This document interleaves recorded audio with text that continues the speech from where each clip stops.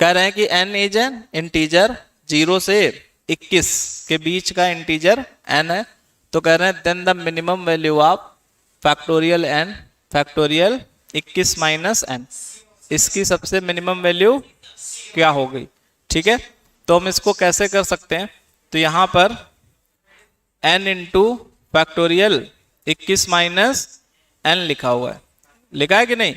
तो अगर आप ध्यान से देखो तो हम लोग यहां पर n फैक्टोरियल लिख सकते हैं, लिख सकते हैं कि नहीं भाई। अगर आपके पास ऐसा लिखा होता है 5c2, तो आप कैसे लिखते हो, फैक्टोरियल 5 फैक्टोरियल 2 और फैक्टोरियल 3, मतलब इनका सम ऊपर, तो इनका सम करोगे तो 21 नीचे आएगा, तो ऐसे लिख सकते हो। कोई समस्या तो नहीं आपको, बोलो कोई दिक्कत। तो अब अगर हम लोग देखें तो इसको ऐसे लिख लो 21 फैक्टोरियल अपॉन n फैक्टोरियल और 21 माइनस n फैक्टोरियल, और इसको 21 फैक्टोरियल।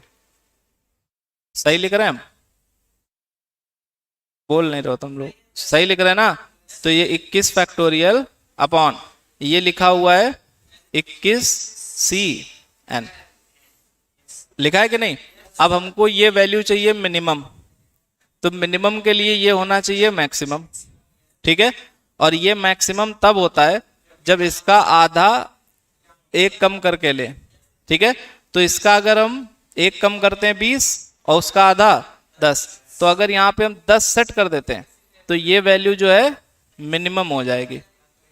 बात समझ पा रहा हो, ये मैक्सिमम होगी और ये पूरी मिनिमम, तो पूरी हमको मिनिमम ही बनानी थी। तो जब भी किसी कोफिशिएंट को मैक्सिमम बनाना होता है तो अगर ये इवन है तो ये हाफ लेते हैं, और अगर ये ऑड है तो उसके एक कम करके हाफ या एक ज्यादा करके हाफ। तो यहां से इसको सॉल्व कर लो, तो इसको सॉल्व करोगे फैक्टोरियल 21 और फैक्टोरियल 21 अपॉन फैक्टोरियल 10 फैक्टोरियल 11, ये कट जाएगा। तो factorial 10 into factorial 11 minimum value आएगी। समझ पा रहे हैं, मिनिमम वैल्यू।